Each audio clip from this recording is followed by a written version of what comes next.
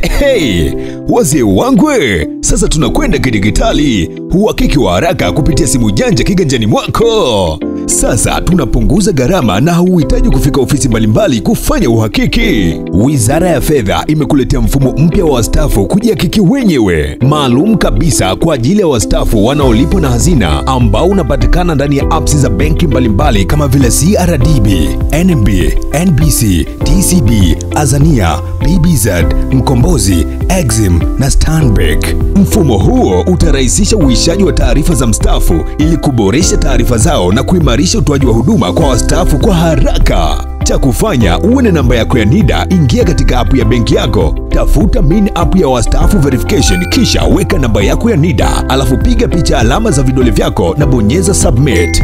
Utapokea ujumbe mfupi wa simu kukutaarifu kufanikiwa kukamilisha uhakiki.